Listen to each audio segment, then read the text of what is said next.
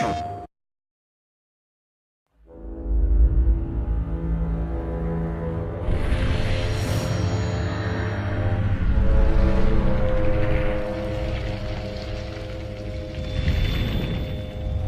at war all the time, still today. After thousands of years, we still go to war. We still are, people that like to fight, to conquer, and that's the way we live. One thing that we thought at the very beginning was, what if war wasn't against one society against another, one religion against another, one people against another people? What if you segmented the race that we are and formed something that is partly us, but not really like us?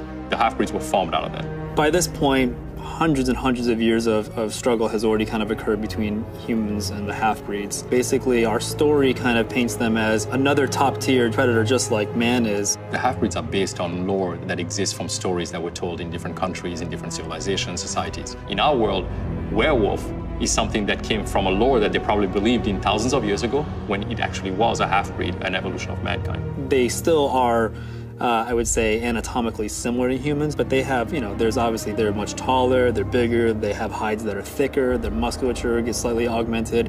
The reason why the lichens and that particular species of half-breed is a threat, it was a question of understanding what it was about the werewolf lore that is as intelligent as you are, but is as bestial as a wolf could be. I think, to me, the most terrifying thing is that we try to basically always have some degree of a performance in them that carries a level of intelligence. They are smart. I think, to me, that's actually the scariest thing about them. And when something can look at you, size you up, and be at your equal, if not above you, I think it becomes very, very scary.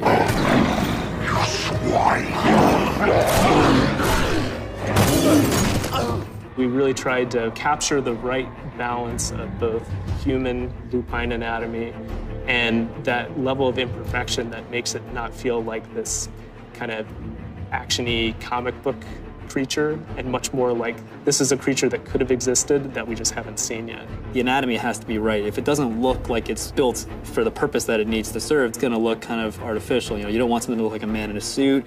You don't want something to just have weird kind of bones jutting out of it just because that looks cool or scary.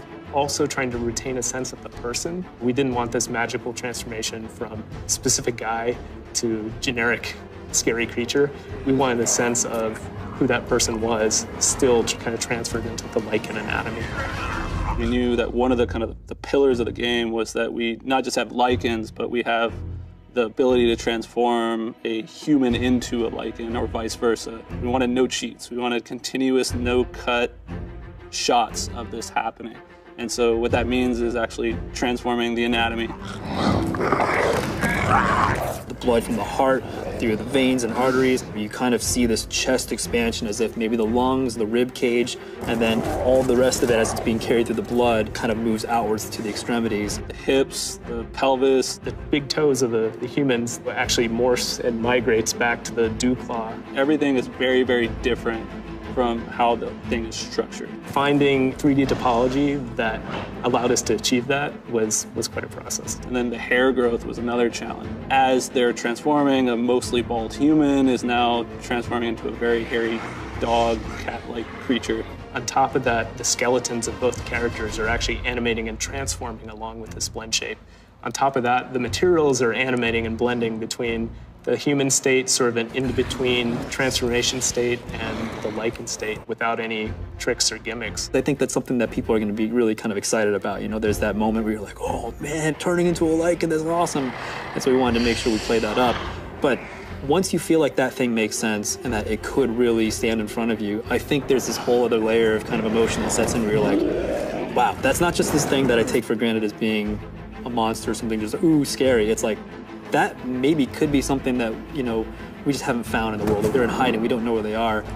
It's always a struggle because everybody was like, should we push it a little more? It's like, no, guys, let's make it believable. Let's keep it in the realm of what people are gonna say. You know what? I don't believe in them, but if I did, that's what I would have believed.